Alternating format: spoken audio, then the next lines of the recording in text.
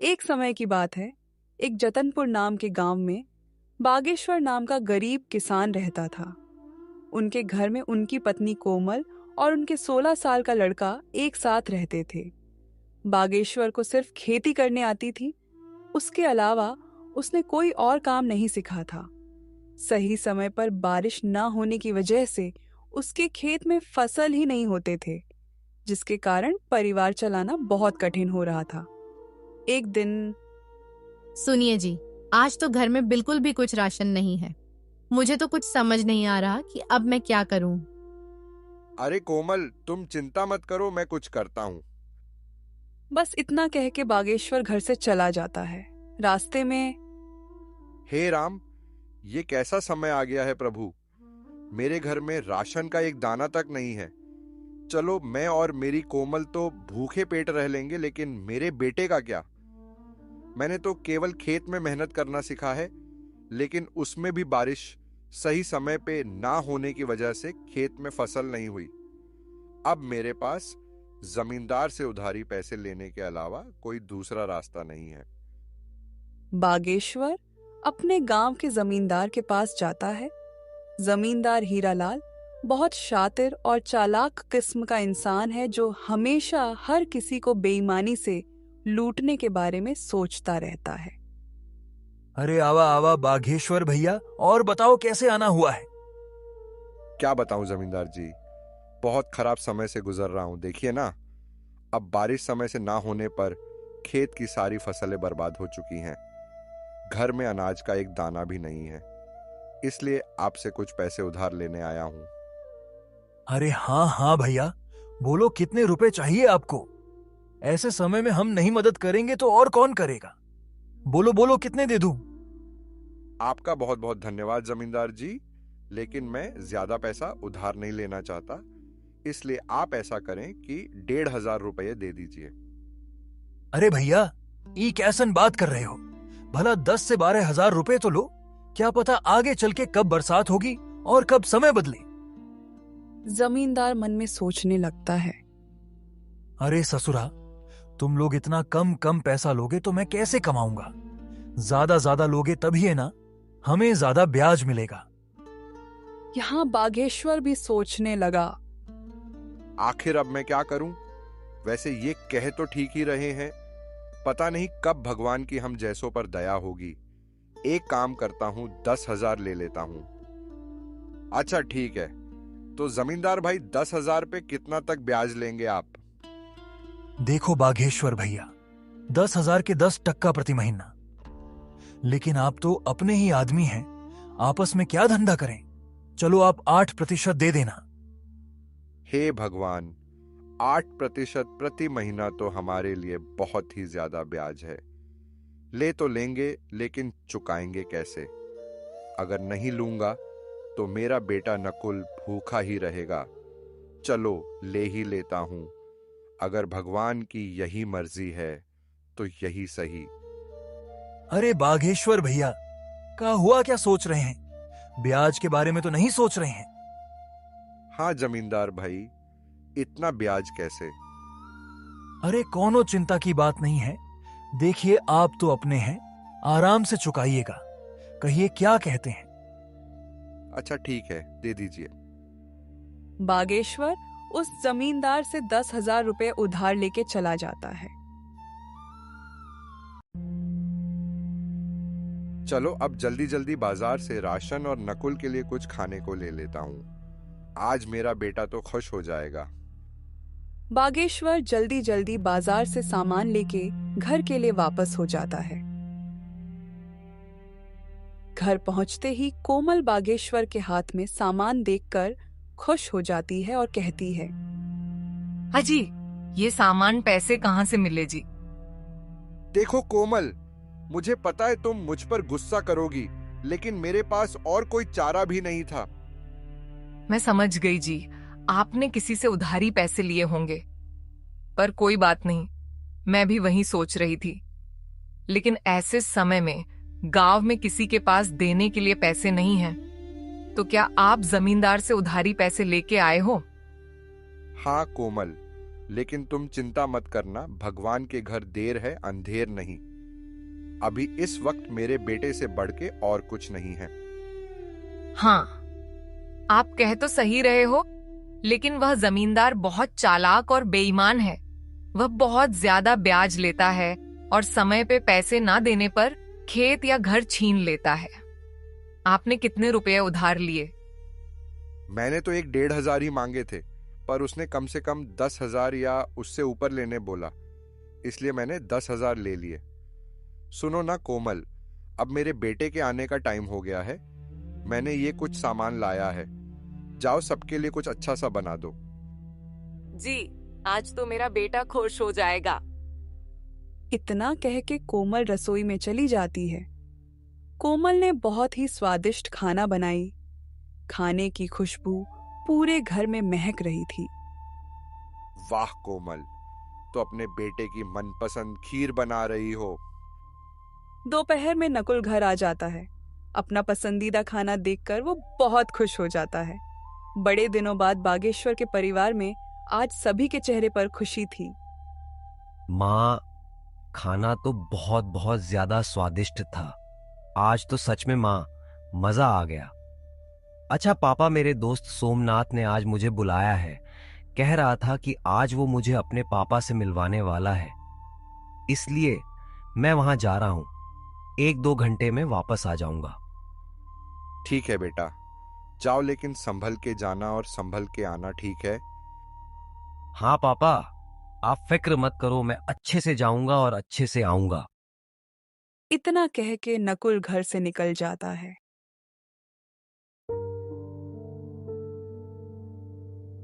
भगवान, मैं जानता हूं कि हमारे खेत में थोड़ा भी फसल नहीं हुआ है और मेरे पिताजी सिर्फ मेरे लिए पैसों का इंतजाम किए हैं।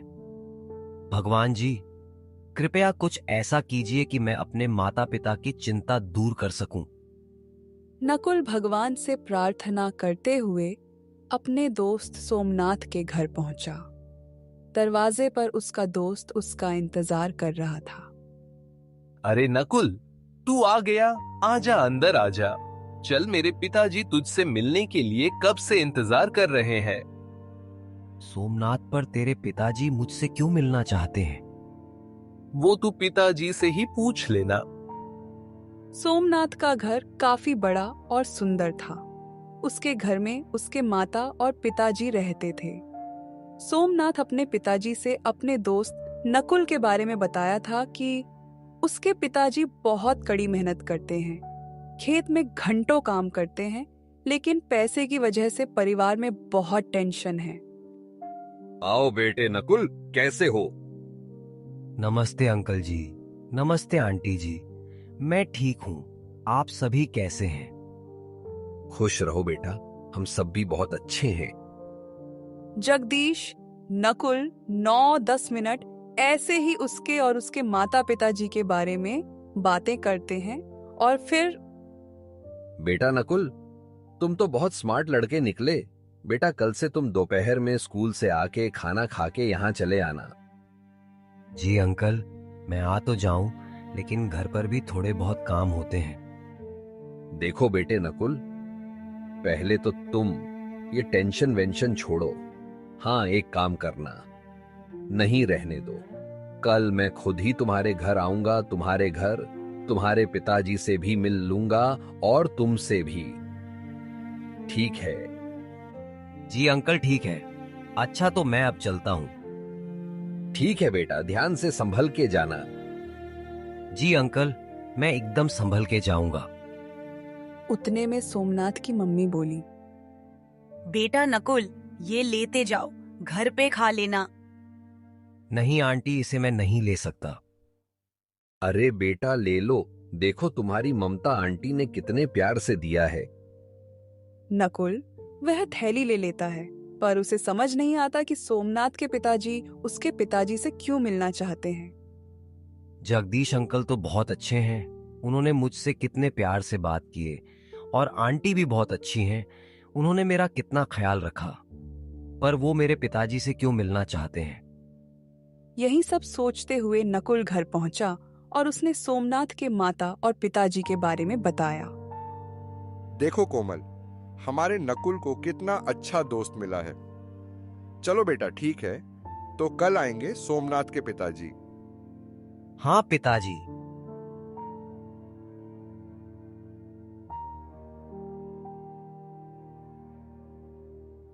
अगले दिन दोपहर में सोमनाथ अपने पापा को नकुल के घर ले आया।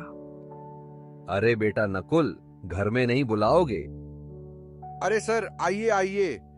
अरे कोमल देखो, हमारे नकुल के दोस्त और उनके पापा आए हैं।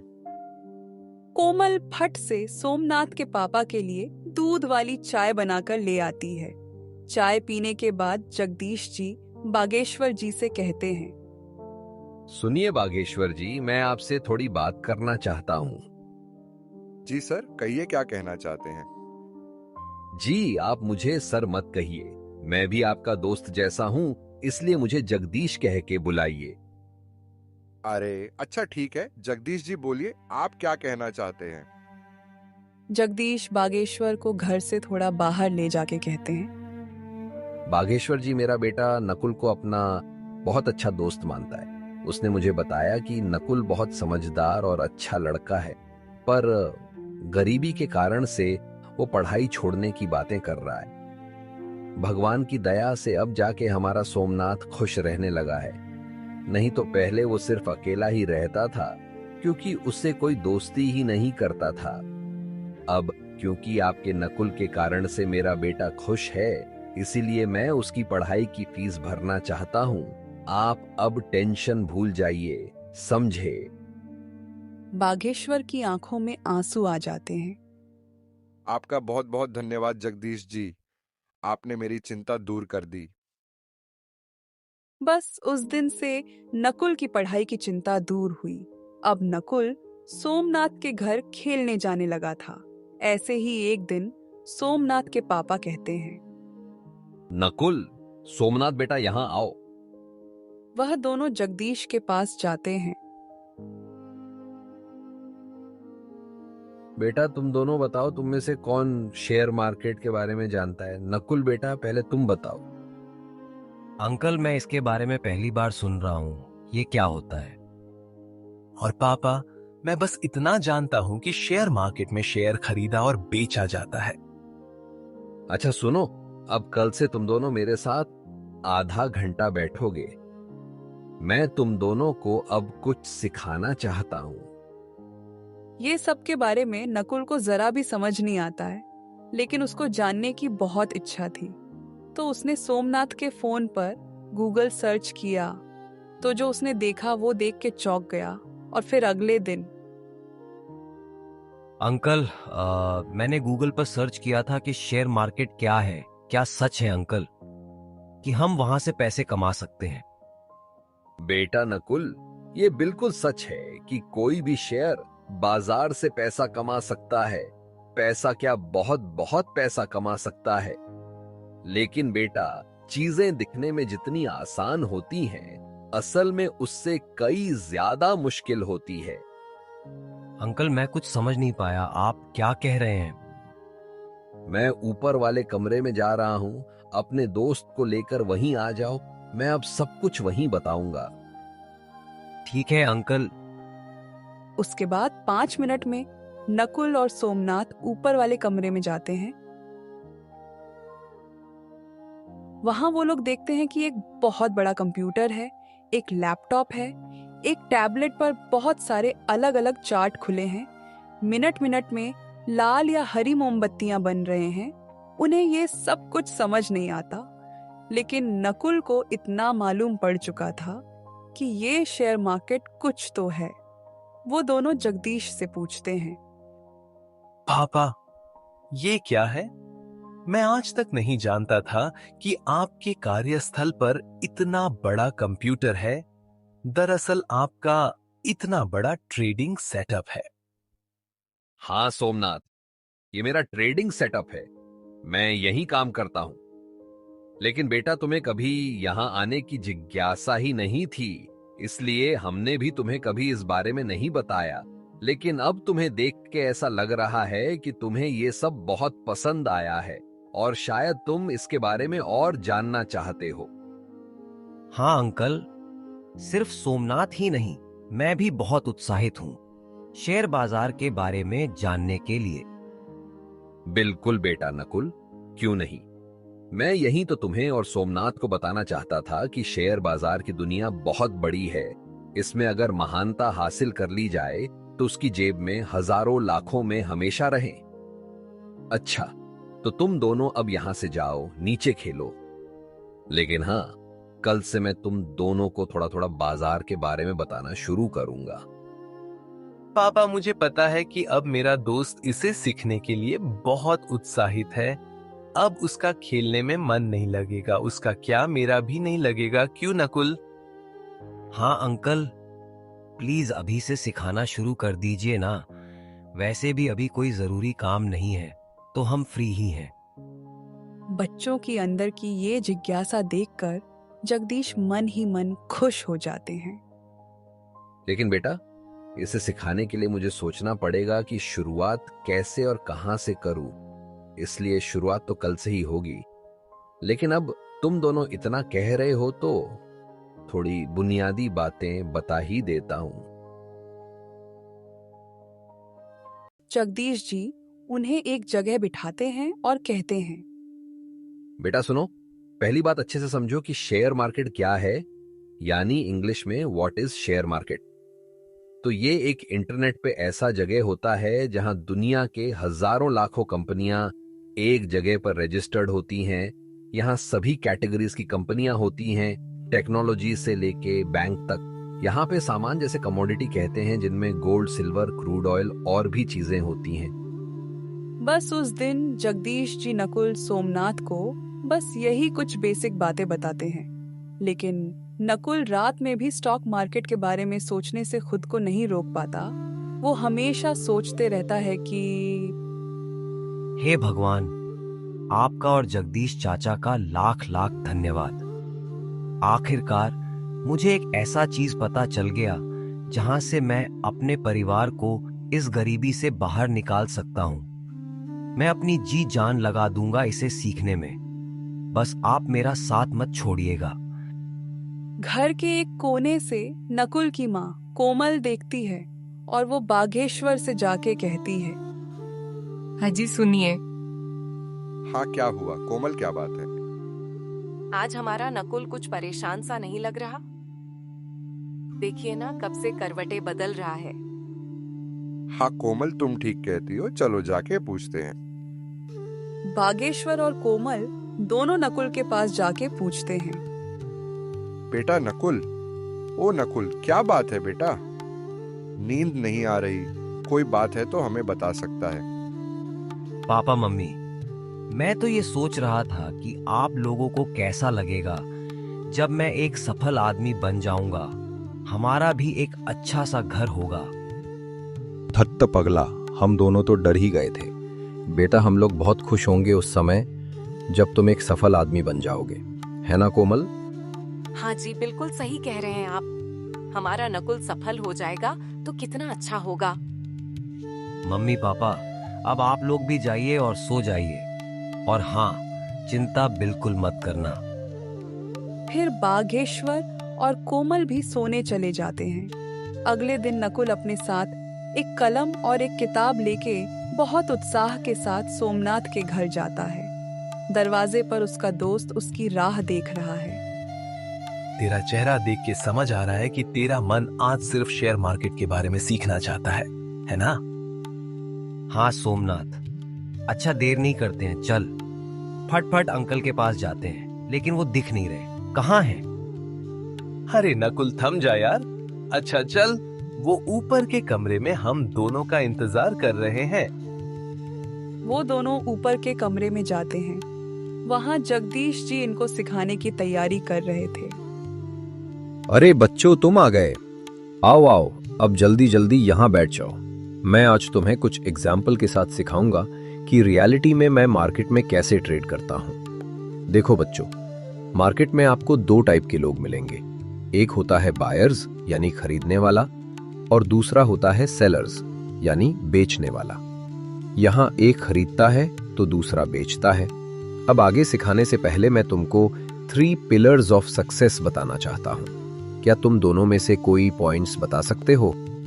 नकुल पहले हाथ ऊपर करता है और कहता है, हाँ अंकल, मैं जानता हूँ। वो 3 पॉइंट्स है, डिसिप्लिन, कंसिस्टेंसी और पंक्चुअलिटी।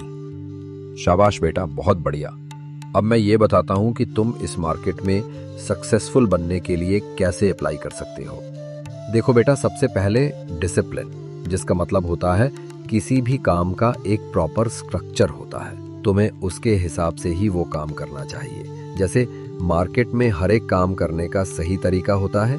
अगर उसके हिसाब से काम किया जाए तो काम हमेशा सही होता है। उतने में सोमनाथ कहता है, पापा, आगे का 2 पॉइंट्स मैं बताऊं? बिल्कुल बेटा, बताओ। पापा, कंसिस्टेंसी का मतलब होता है किसी भी काम में कंसिस्टेंट रहना, और लास्ट पॉइंट है पंक्चुअलिटी, जिसका मतलब होता है टाइम टू टाइम, यानी समय पे हर काम हो जाना चाहिए। पापा, ये 3 पॉइंट्स के हिसाब से अगर हम मार्केट में रहते हुए अपने डिसिप्लिन को फॉलो करते हैं और दूसरे काम में कंसिस्टेंसी और पंक्चुअलिटी बनाए रखते हैं, तो हम एक सफल ट्रेडर या इन्वेस्टर बन सकते हैं। क्या मैंने सही बोला पापा? अरे बेटा, तुम बिल्कुल सही बताए हो, लेकिन तुमको पहले से ये सब पता है? हाँ पापा, हमको इसके बारे में कॉलेज में पढ़ाए थे और शेयर मार्केट के बारे में मैंने भी थोड़ी बहुत रिसर्च की थी। उसके अगले 30-40 दिन में जगदीश जी ने बच्चों को शेयर मार्केट के बारे में सब बता दिया था। जैसे मार्केट में कब खरीदना है, कब बेचना है, ट्रेड कैसे लेते हैं और बाकी के चीजें। एक दिन सुबह में सोमनाथ और नकुल एक साथ कुछ बातें कर रहे होते हैं। उतने में जगदीश जी उन्हें बुलाते हैं। बेटा सोमनाथ और नकुल, मेरे साथ ऊपर आओ। वो दोनों उनके साथ ऊपर जाते हैं और फिर उन्होंने कहा, आज तक तुम दोनों ने बहुत कुछ सीखा है और उसको पूरे डिसिप्लिन, कंसिस्टेंसी और पंक्चुअलिटी होके पेपर ट्रेडिंग में प्रैक्टिस भी की है। अब बारी है रियल पैसे से ये सब करना। आज मैं तुम दोनों का डीमैट अकाउंट बनाऊंगा और तुम दोनों के डीमैट अकाउंट में 2-2 लाख का कैपिटल डिपॉजिट करूंगा। तुम्हें उसका इस्तेमाल करके अपना कैपिटल बड़ा बनाना है। लेकिन बेटा, कहीं पे भी अपने पैसे को इन्वेस्ट या ट्रेड करने से पहले अपने रिस्क को मैनेज करना, फिर आगे स्टेप लेना। उस दिन से नकुल और सोमनाथ दोनों ने मार्केट में पैसे से काम चालू किया। शुरुआत में दोनों ने डर डर के कैपिटल को यूज किया, लेकिन कुछ ही हफ्तों में वे कॉन्फिडेंट हो गए। अब वह दोनों धीरे धीरे छोटे छोटे प्रॉफिट्स बुक करने शुरू कर दिए थे। लेकिन एक दिन, यार ये पेनी स्टॉक में पैसा इन्वेस्ट करूं या नहीं? सिर्फ 2 रुपए का एक शेयर है, मैं आराम से 30,000 शेयर खरीद सकता हूं। 1-2 रुपए भी बढ़ गया तो बहुत अच्छा प्रॉफिट होगा। यहाँ नकुल ने गलती की। उसने कंपनी के बारे में रिसर्च नहीं किया। उसने सिर्फ प्रॉफिट को देखा और लालच में उसने वो शेयर खरीदे ली। खराब किस्मत से उस स्टॉक की कीमत 1.5 रुपए से गिर गई। हे भगवान, ये मैंने क्या किया? ये कैसे हो गया? मुझे ऐसा नहीं करना चाहिए था। मैंने अपने रिस्क मैनेजमेंट पर ध्यान नहीं दिया, डिसिप्लिन को फॉलो नहीं किया। 45,000 का नुकसान। अब मैं क्या करूं? उतने में गांव का जमींदार हीरालाल अपने आदमी के साथ आ जाता है। कवन दिशा में गया ललुआ का घरवा, कवन दिशा में? अरे मालिक, वो दिशा में है।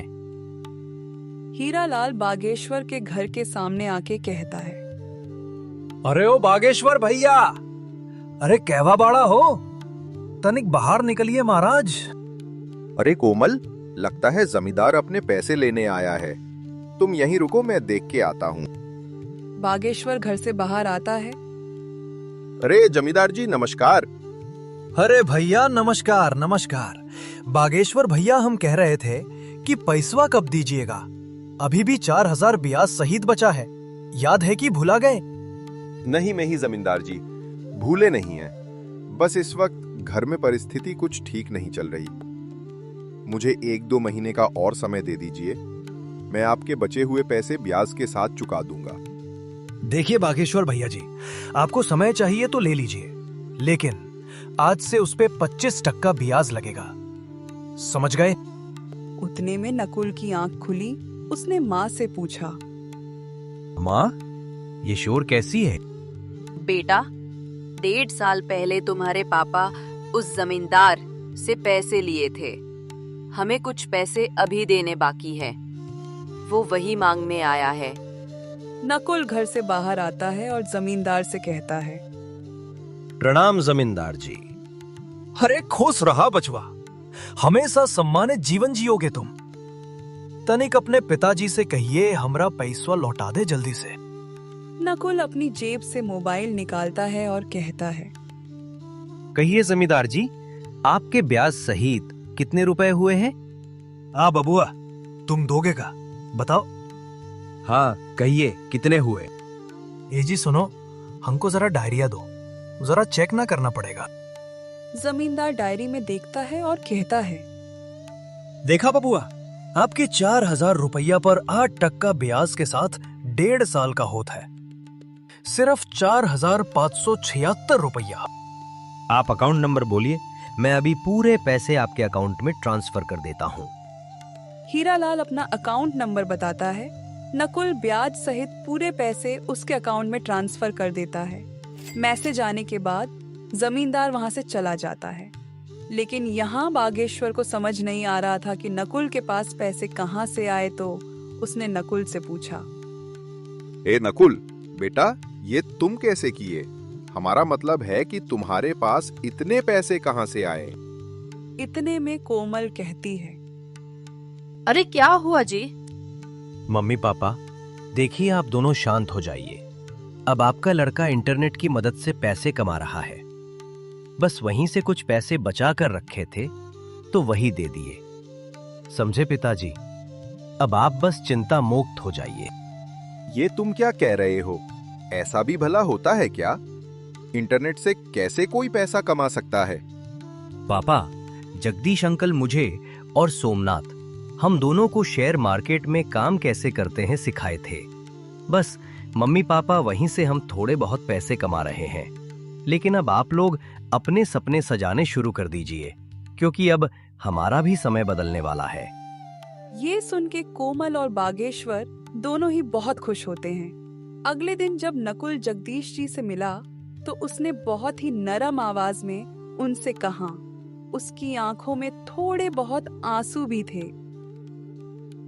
अरे नकुल बेटे, इसमें कोई बड़ी बात नहीं बेटा, ऐसा होता रहता है।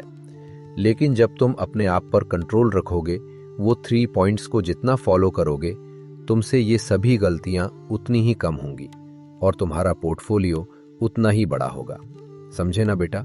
इसलिए अब ये सब भूल जाओ, ठीक है? और जितने पैसे बचे हैं उतने से ही फिर शुरुआत करो। ऐसा सुनने के बाद नकुल को थोड़ा अच्छा लगता है और वो उस दिन से कहीं भी अपने पैसे को इन्वेस्ट या ट्रेड करने से पहले बहुत अच्छी तरह से सोचता है। ऐसे करते करते 6 महीने बीत जाते हैं। अब सोमनाथ का 2 लाख रुपया अब 9 लाख और नकुल का 2 लाख 7.5 लाख बन चुके थे। एक दिन रात में नकुल ऐसे ही न्यूज पढ़ रहा था, तभी उसने एक बिटकॉइन के बारे में आर्टिकल पढ़ा और फिर वो सोचने लगता है। ये आर्टिकल पढ़ने के बाद मार्केट में बिटकॉइन का दाम गिरेगा और बहुत से लोग जिनके पास पहले से बिटकॉइन होंगे वो बेचेंगे, जिसके कारण से बिटकॉइन का वैल्यू बहुत कम हो जाएगा। अभी एक बिटकॉइन का वैल्यू 19,500 रुपए है। चलो, जैसा होगा हम उस हिसाब से रिस्क को मैनेज करते हुए काम करेंगे। चलो, अभी सो जाता हूं। अगले दिन सुबह में, सुनो माँ, मैं सोमनाथ के यहाँ जा रहा हूँ। सुनो बेटा, वही टेबल पर मैंने खीर डब्बे में पैक करके रखे हैं, अपने दोस्त के लिए लेते जाना। जी मम्मी, मैं ले जा रहा हूँ। और हाँ, संभल के जाऊंगा और संभल के वापस आ जाऊंगा।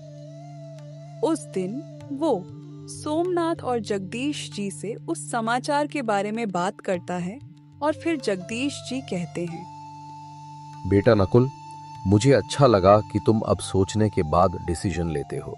देखो बेटा, तुम्हें जो सही लगे वैसा ही करना। उसी दिन शाम को ये न्यूज का असर मार्केट पर दिखने लगता है।